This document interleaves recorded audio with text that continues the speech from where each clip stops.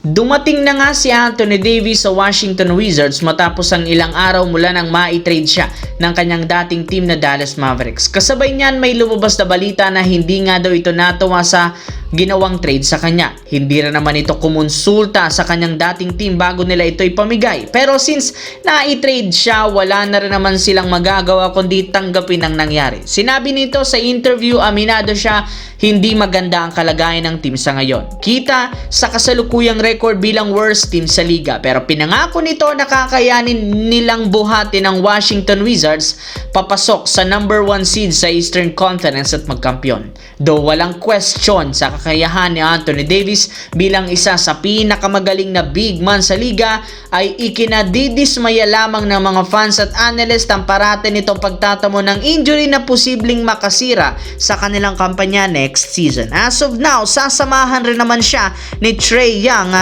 para maging all-star duo sa Washington Wizards. Samantala, makalipas ang ilang araw mula nang makuha ng Lakers si Luke Kennard mula sa Atlanta Hawks sa isang trade, dumating na nga ito sa team kung saan agad nga itong sumama sa practice ng kanyang mga kakampi. Inaasahang makakapaglaro agad siya bukas kontra sa Golden State Warriors at ngayon nakalista nga siya bilang questionable, ngunit kung sakaling makapaglaro ito sa Lakers, posibleng limitado lamang ang kanyang playing time since kakasali pa lang niya sa rotation at ginagamay pa ang game plan.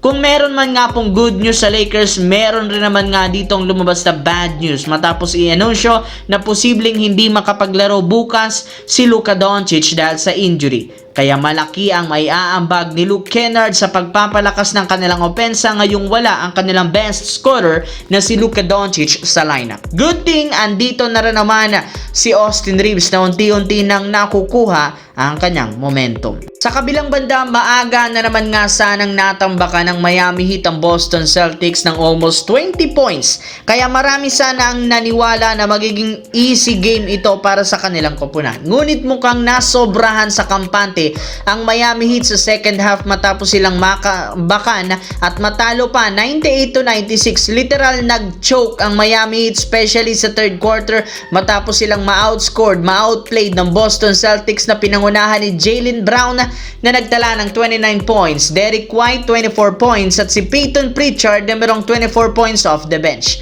Pare-pareho silang nagkaroon ng mainit sa 3-point line sa second half na dahilan bakit na pull off nila ang comeback win. Hindi rin naman naging sapat ang performance ni Andrew Wiggins na kumuha sana ng 26 points since maging siya hindi na rin pumapasok ang mga ginagawang tira sa huling mga minuto ng fourth quarter.